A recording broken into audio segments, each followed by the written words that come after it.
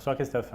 Merci de nous rejoindre. C'est vrai qu'il fait très chaud. On avait presque perdu l'habitude pour pas mal de touristes. Mais ça y est, sur Monaco, il faisait chaud déjà depuis un petit moment. Mais là, il faut quand même se protéger, faire très attention. Le premier conseil qu'on peut donner? Avant tout, je pense de ne pas se surexposer. Vous l'avez dit, il fait chaud, très chaud. Donc n'aggravons pas la situation. On ne rappellera jamais assez. Ne pas sortir pendant les heures les plus chaudes de la logique, entre 11 h et 16 h. C'est le moment où le soleil est à son apogée. Donc c'est le moment de faire plutôt des activités en intérieur. Privilégier plutôt la plage en fin de journée. Faire plutôt ses courses le matin. Si on est sportif, maintenir bien sûr son activité physique, plus que jamais, mais plutôt également en fin de journée quand l'air va être un peu plus frais, puisque l'activité physique, le travail musculaire va augmenter la température corporelle. C'est-à-dire pas avant 17 h pour faire du sport, par exemple, même pour sortir, simplement pour faire ses courses? Tout à fait. Alors bien sûr, des petits trajets sont tout à fait possibles, mais même la marche en ces fortes chaleurs va être responsable d'une augmentation de la température corporelle et donc d'un risque de déshydratation, de coup de chaud. Et si je sors, si je suis obligé de sortir, docteur, je mets quoi? Je mets un peu de crème solaire quand même si mon corps est exposé, si j'ai pas assez de vêtements. Et je mets quoi? Un petit chapeau quand même, un panama? Alors bien sûr, il y a énormément de manières de se prémunir et de se protéger du soleil. Donc un chapeau, une casquette, ça en fonction de vos goûts et de vos préférences, mais surtout des vêtements clairs, des vêtements amples, légers, qui vont permettre une circulation de l'air, parce que l'air sur le corps et sur la peau va être un bon moyen d'éliminer la chaleur. Des chaussures ouvertes, surtout chez les enfants, ne pas couvrir les enfants pendant la sieste aussi, ça c'est important. Et puis la crème solaire, inévitable, mais qui va être plus pour la prévention des coups de soleil et puis la prévention des futurs cancers éventuellement à l'âge adulte. Donc vraiment tartiner toute la famille, c'est vraiment indispensable. Parce qu'on néglige souvent cette forme de cancer, qui est le cancer de la peau, il ne faut pas l'oublier. Tout à fait, surtout dans nos régions. Oui, surtout dans nos régions, effectivement. Qu'on soit jeune, qu'on soit plus âgé, il y a quand même quand on est peut-être dans les adolescents ou peut-être même avant, dans les plus jeunes encore, il faut se prémunir comme les personnes âgées, il faut vraiment respecter ces moments-là. Oui, bien sûr. Alors les besoins du corps humain sont très différents. Donc chez un adulte, l'eau représente 60% du corps, donc c'est quasiment 2/3. Donc cette eau va devoir être renouvelée. Donc, on dit qu'un bébé d'1 an doit consommer à peu près 1 litre d'eau. Entre 2 et 6 ans, on est à peu près 1,5 litre. Et chez l'adolescent, à partir de 12-13 ans, on est très proche en fait des recommandations de l'adulte, c'est-à-dire 2 litres, 2,5 litres. Donc dans ces 2,5 litres, on a entre 1,5 litre et 2 litres qui doivent être apportés par l'hydratation et l'eau, mais il y a quasiment un quart qui est apporté par l'alimentation. Souvent l'été, avec les fortes chaleurs, l'appétit diminue, donc il faut vraiment insister sur le fait de faire 3 vrais repas et bien sûr de favoriser plutôt, tant qu'à faire, des aliments riches en eau. Donc on peut citer la pastèque, le melon, la fraise, le concombre, les tomates, pourquoi pas même faire des soupes froides le soir, le gazpacho, ce serait une bonne idée. Les smoothies pour les enfants qui peuvent remplacer les goûters habituels, c'est une manière de s'hydrater différemment mais intelligemment.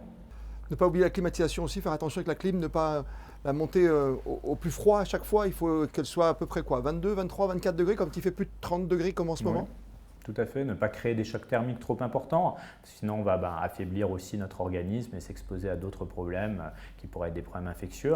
Donc éviter de l'avoir en direct. Dans les voitures, très souvent, le problème c'est qu'on a la ventilation sur le cou, sur le visage, c'est le meilleur moyen de tomber malade. Donc la tempérer. Mais vous disiez, oui, entre 22 et 24, ça me semble très raisonné. Vous parlez de choc thermique, j'aimerais parler peut-être pour conclure d'un sport qu'on adore et d'une passion qu'on aime, c'est la natation par exemple. Est-ce qu'il faut faire attention à l'hydrocution? Est-ce que quand on a bien mangé le midi, est-ce qu'il y a toujours ce décalage? Il faut quoi, 1 heure, 1 heure et demie avant de se baigner, surtout par ces fortes chaleurs? C'est une idée reçue qu'on entend encore beaucoup. Donc pendant longtemps, on disait qu'il fallait attendre entre 2 et 3 heures après manger pour aller se baigner. En réalité, beaucoup d'études ont montré que finalement, c'est un principe erroné. La digestion augmente certes la température corporelle, donc le fait de manger va augmenter la température du corps, mais en réalité très très peu et pas suffisamment d'après toutes les données scientifiques pour augmenter le risque de choc thermique et d'hydrocution. Malgré tout, le risque d'hydrocution existe, donc on se rend compte que c'est finalement le fait d'être exposé pendant la période entre midi et 2 où les températures sont les plus élevées qui va augmenter notre température et qui peut poser le problème de choc thermique. Donc il faut bien évidemment rentrer progressivement dans l'eau, se mouiller l'ensemble du corps et surtout pas se jeter trop rapidement dans une eau fraîche qui pourrait être responsable de malaise. L'alcool également, qui peut augmenter bien sûr le risque de malaise et de noyade et qu'il faut bien évidemment essayer de limiter un maximum pendant les repas avant d'aller se baigner. Mais donc on peut aller se baigner après avoir mangé en respectant bien sûr les règles d'usage avant de rentrer dans l'eau. 2 questions, je peux me permettre, d'actualité pour conclure, docteur Kilian, ce soir, sur Monaco Info dans notre journal. C'est important. Aujourd'hui, par exemple, si demain je dois aller me faire vacciner, il fait très très chaud, je repousse mon rendez-vous ou il n'y a aucun risque d'être un peu plus fatigué ou de mal recevoir ce vaccin du moment?